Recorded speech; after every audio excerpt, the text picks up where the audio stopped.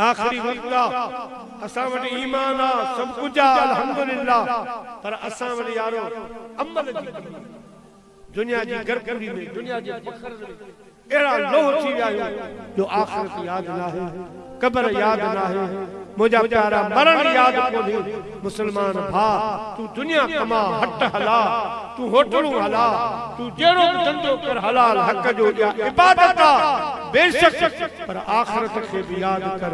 या रह पिरन वट या कर पिरन सदी पचार, इनी बिनी धार छल कादर के न करे।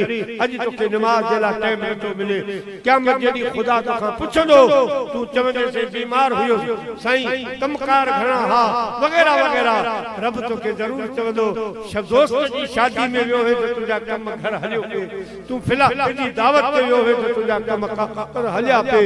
इन दुनिया जे कमन जे ला तो के टाइम मिलियो है फा मुसलमान, जंजा तुझे मथा थोड़ा गुण एहसान, उन जी तू पंज वक्त न पढ़ी सी तो जड़ो बेवफा जो के पो बिटाई जो फरमाए त कंठ करण दिस कीअं मन हमारू वणन जे।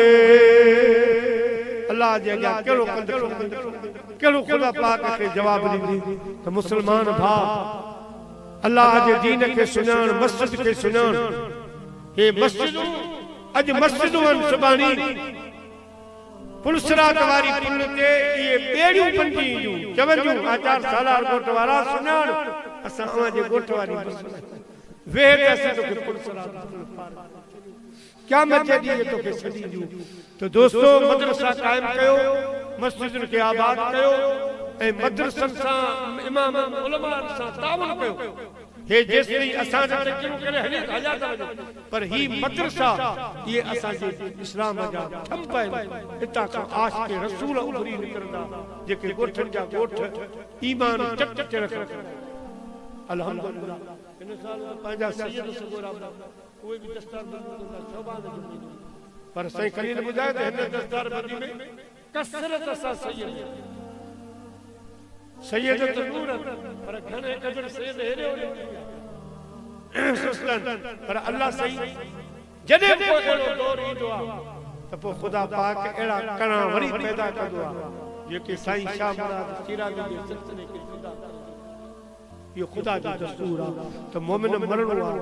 माउ पीउ जो अदब कयो, माउ पीउ जो अदब कयो, वॾपण में माउ पीउ खे न रुआरजां। फला तकुल्लहुमा उफ़्फिन वला तनहरहुमा वकुल्लहुमा क़ौलन करीमा। रब तो फरमाए जेसिताईं माउ पीउ जवान तब अदब कर, पर अच्छा वार थी वञे पोइ माउ पीउ खे धड़को दाबो न ॾिजां, माउ पीउ खे कानून मिहणो न ॾिजां। खबरदार माउ पीउ खे न रुआरजां एतिरे क़दर फला तकुल्लहुमा उफ़, माउ पीउ जी तोखे ॻाल्हि न वणी तूने के अफसोस। रब तो फरमाए इन लफ्ज़त पे तुझे ला जहन्नम तैयार, दोज़ख तैयार है, बल्कि कुल्लहुमा कौलन करीमा। तू कावड़ जी कवन, तू झुकी पो जा, तू बांग बज जा, तू माफी घुर जा, जिनी रे रती नसरई तू मरुस सुन से तू छिड़कन तू छको थी पांच गिटिया में पा के रुसी वजन पाण वनी परचा मता रुठो ही नहीं। दोस्तों इन उम्र में कले मां पीउ खे धड़को दाबो न ॾिजां, उन्हनि जो ख़्याल कजो, पंहिंजे बच्चनि खे क़ुर पढ़ा। अगर पाण पढ़ियल न आहीं तब शुरू कर, जेसिताईं हली सघे मरी वए त क़ब्र में तोखे मलाइका क़ुर खे मुकम्मल कराईंदा।